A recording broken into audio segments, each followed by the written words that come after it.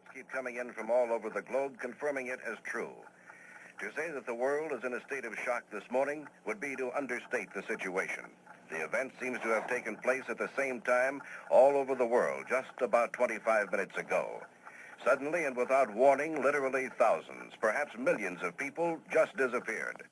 Welcome to Truth is Now Treason. We are completely powered by wind and solar power for a greener future for us all. Not. Hey, welcome to our fourth episode in our series Signs, where our topic today will be about deception. One sign that Jesus warns us to be aware, to be alert about right before he comes back. And I am Lennox. He is Dietrich. And you have just joined our podcast, Truth is Now Treason.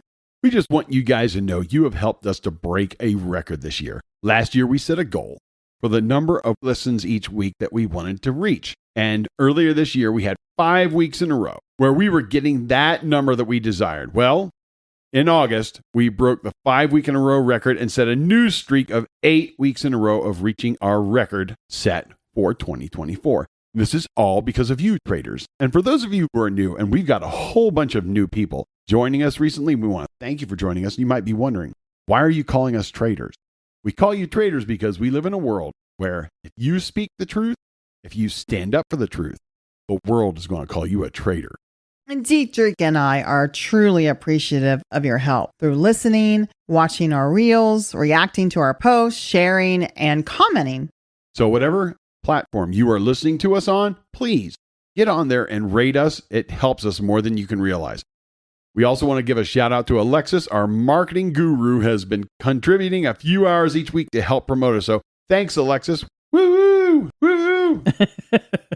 A few weeks ago, I made a post on Facebook and I asked anyone who would to participate by answering this question. I asked, who in the past have you seen deceive many people? Maybe it's a what have you seen deceive many people? And I did have a few people share that post. And I want to give a shout out to Carol Keene. That's my mother. Good job, Mom. Sandra Tomlinson also shared that post. Thank you, Sandra. And then also Chrissy Shaw. She always shares our posts on a regular basis. So I just want to thank her for doing that. And to other people who did as well, and we just didn't see. Yeah, remember, we do this not-for-profit podcast as well as work our regular jobs. So we may have missed somebody, and if we did, we apologize, but thank you for sharing. Now, there was one person, Tom Braden, who commented and answered. Now, Tom's from Huber Heights, Ohio, and he brought up David Koresh, the Waco guy, and then Marshall Applewhite and Bonnie Nettles, who were the co-founders of Heaven's Gate. So thank you for your answers. Thanks, Tom. Now, Jesus tells us in his word that we have one path to God, and that's through him, Jesus. John 14:6. I am the way and the truth and the life. No one comes to the Father except through me. In another verse, it says, salvation is found in none other than Jesus Christ. And if you are serving anybody else but Jesus, then the question is, are you deceived? Yeah, Jesus warns us that close to his return, one sign that will happen will be deception is going to be rampant. Now, he brings this up in Matthew 24, where he says, and many will come in my name, claiming I am the Messiah. They will deceive many. So just like Tom said, we've seen people deceive and lead many astray, some of them even to their death. We went to Wikipedia. Not really a good source, but we wanted to see how many people are claiming that they are Jesus. Now, there's a huge list of individuals there, and the emphasis is on huge. The list has done nothing but gotten bigger with every century. There are a few in the 1800s. There was a few more in the 1900s, but in the 2000s and on, the list has got really big. Again, proving Jesus' point that the closer it is to his return, there's going to be a lot more who are going to try to deceive and claim that they're Jesus. Keep in mind that on this list, it doesn't even include all of the growing cults or false religions that are also deceiving a lot of people. Now, we just want to mention a few of these people who are claiming to be Jesus because we want to share with you, where is this actually happening? Down south in Brazil, there's a guy named Henry Cristo. He is wheeled around his compound on a rolling pedestal with the title Jesus Christ, King of the Jews. The next winner is Moses Halongwe from South Africa. He has more than 5,000 followers. All the way over in England, we have Messiah David Shaler, who calls himself sometimes Dolores. It's his alter ego. Dolores helps him to understand women better. Good luck with that. Then we have Jesus of Kitwe, Zambia. He walks around saying that he is the returned Jesus. Over in Russia, we have somebody else claiming to be Jesus.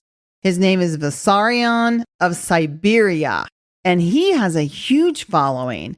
This following of 5,000 to 10,000 disciples, they live out in the Siberian forest with him. I don't know that I'd want to live out in the Siberian forest. Well, I don't think the real Jesus wanted to either. That's why he went to Israel. Then we got Jesus Matayoshi. So this guy is a Japanese politician. And when he runs in an election, he tells his competition to commit suicide. Can you imagine if Trump said that to Kamala on the campaign trail? Oh, be careful what you say. I'm sure that'll be on MSNBC next. Anyway, this guy who claims to be Jesus Christ, he passed away in 2018 and he's no longer around. But this isn't isolated to other countries. It's also going on here in the United States, and it's online, which makes it more easy to deceive so many individuals. Yeah, so we've got the Elijah list. So this is Steve Schultz. This guy is a non-denominational prophetic website based in Oregon. And as we know, there's nothing good in Oregon. But he does have 240,000 subscribers, so he has about 10 more subscribers than we do. There's nothing more real than when you hear it straight from their mouths. I mean, we're telling you about some of these people, but listen to this next guy. It's our last one. He's from Australia, and he's calling himself Jesus. Now, his real name is Alan John Miller, and he has a group of people that he is deceiving. He's only a year older than I am. He started claiming he was Jesus in the early 2000s. My name's Alan John Miller, but I'm actually Jesus. I remember all of the events of my crucifixion. I understood what was going on. I understood the reason for my death. So in the video, which we were not able to see, Alan, as he is teaching, he writes down, "I am Jesus." You know, it blows my mind that someone would claim to be Jesus, but Jesus himself warns us that the closer to his coming we get, the more we are going to see people doing this. Yeah, these people, they've had many followers over the years, and they still today are continuing to deceive many. Most of us don't even know this is happening because the news outlets don't really cover it. But there will be one false prophet that will be well known worldwide, and he will be more deceptive than these that we just mentioned. People won't be laughing at that guy. These individuals that we mentioned are minimal in comparison to how this guy will deceive. And he's called the false prophet. He will be the Antichrist buddy during this 7-year tribulation period that we've covered already in our previous episodes. And he's going to be the third person to complete this imitation of the real Trinity. The real Trinity being God, Jesus, and the Holy Spirit. This imitation will be Satan, the Antichrist, and the false prophet. So we're going to be looking at who is the false prophet. And we'll be using Revelation 13 if you want to follow along. It would be a sure way to get even more out of this. If you have the specific chapter in front of you, it begins by talking about a first beast, better known as the Antichrist, which is who we covered in the last signs episode. We're going to focus more on verses 11 through 18, which explains who the false prophet will be. Here are just a couple of verses. It says this: "Then I saw a second beast coming out of the earth. It had 2 horns like a lamb, but it spoke like a dragon. It exercised all the authority of the first beast on its behalf, and it made the earth and its inhabitants worship the first beast, whose fatal wound had been healed. And it performed great signs, even causing fire to come down from heaven to the earth in full view of the people. It also forced all people, great and small, rich and poor, free and slave, to receive a mark on their right hands or on their foreheads, so that they could not buy or sell unless they had the mark, which is the name of the beast or the number of its name. That number is 666. So this beast of the earth, this false prophet, it gives 2 characteristics. it says it had 2 horns like a lamb, but spoke like a dragon. Now, this is a metaphor, kind of expressing how evil this guy will be as well. The 2 attributes is the lamb being the first. A lamb is usually considered to be meek and gentle. He will seem harmless, but he's going to speak like what? What's going to come out of his mouth will be like a dragon. So you merge this dragon with a lamb. The dragon will be like a predatory, devouring, malevolent creature mixed with what may appear as meekness and gentleness. It also says that he will rise from the land, meaning there's a possibility that he will come from Israel. So he won't be a politician. He'll be more like a spiritual mentor. His role is going to be mainly in the spiritual realm or the religious realm instead of the political realm.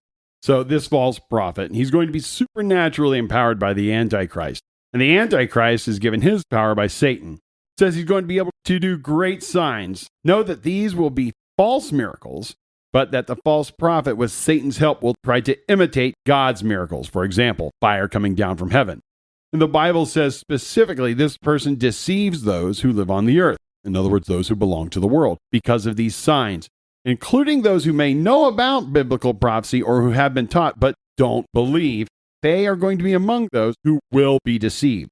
These are the miracles that God has done on earth himself or through his prophets. Again, this is Satan mimicking God. So I just want to add here that people who have been raised in church and know end time prophecy, they may think, oh, I'm not going to accept the mark of the beast. Well, it says here, he's going to have the power to deceive anybody who is not a convert.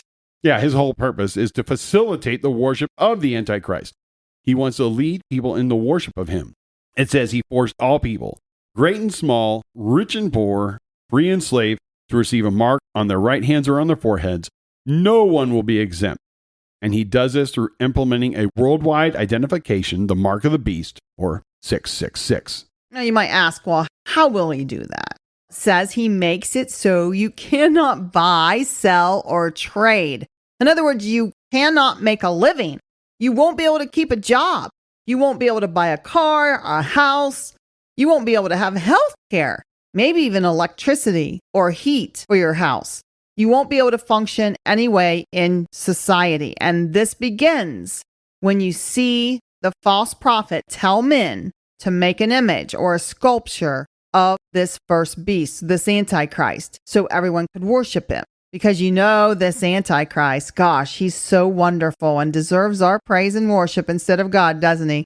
But if you don't, this passage clearly states, anyone who didn't worship the beast image will be put to death, which means those who refuse to take this mark, such as tribulation converts, will be unable to buy or sell anything. And they may have to live in hiding. But if you get caught, you will be tortured and executed, because to them, you will be refusing to worship this supposed glorious leader.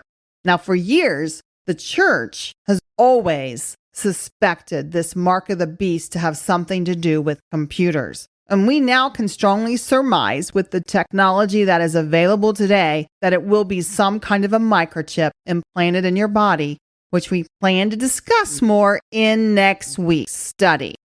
But this action by this false prophet will instill a global mark, not just here in the United States, but every country will participate to show people's loyalty to this Antichrist. And that is the main goal of the false prophet, to set up worldwide worship to this fake Christ. We see this in 2 Thessalonians chapter 2. It says, don't let anybody deceive you in any way, for that day will not come until the man of lawlessness, and that's referring to the Antichrist, is revealed, the man doomed to destruction. He will oppose and will exalt himself over everything that is called God or is worship, so that he sets himself up in God's temple, proclaiming himself to be God. So this man of lawlessness, this man of evil or Antichrist, will go into this place of worship, most likely a temple. People suspect that it will be over in Israel. And he will stand there and say that he is God. That is total blasphemy. So in our next episode in this series called Signs, we will elaborate on how this global mark, or the mark of the beast as the Bible calls it, how it's going to be set up and what it means. Until next time, my fellow traders.